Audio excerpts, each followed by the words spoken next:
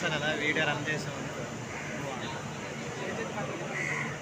Background తర్వాత voice. ఈ train పేరుకి విశాఖ ఎక్స్ప్రెస్, కానీ ఇది భువనేశ్వర్ నుండి వచ్చి ప్రయాణికులు చాలా ఇబ్బంది పడుతున్నారు. కానీ ఇక్కడ విశాఖ ఎక్స్ప్రెస్ అని పేరుకి పెట్టేసి భువనేశ్వర్ నుండి వస్తుంది కనుక ఇది మామూలుగా విశాఖపట్నం ఎక్స్ప్రెస్ మానేసి భువనేశ్వర్ ఎక్స్ప్రెస్ అని పెట్టించుకుంటే బాగా చాలా బాగుంటుందని ప్రయాణికులకు చూడండి. ఇది ఆలోచన.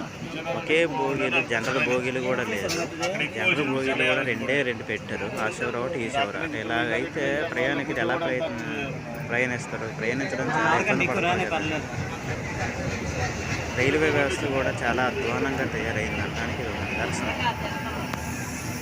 ప్రయాణికులు ఎంత అవస్థలు పడి చూడండి, కూర్చోడానికి సీట్లు లేక ఏమీ లేక ఎలాగా నిలబడి ఒక జనరల్ భోగిలో దాదాపుగా ఏడి సరిపడంత ఒకే ఒక భోగిలో కూర్చున్నట్టు వెళ్ళడానికి కనీసం భోగిలు లేవు.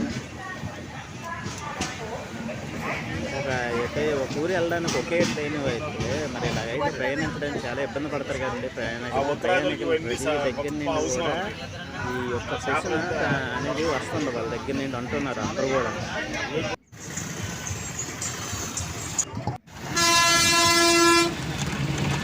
ఎంత ఇబ్బంది పడుతున్నారు అనేది ప్రయాణికుల మాటల్లో.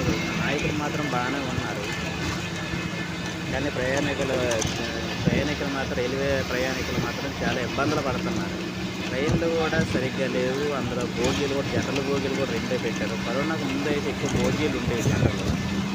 చాలామంది అవస్థలు పడకుండా చాలా బాగా ఉండేవారు ప్రయాణించారు. కరోనా తర్వాత పరిస్థితి చాలా బాగా అధ్వానంగా తయారైంది రైల్వే వ్యవస్థలో.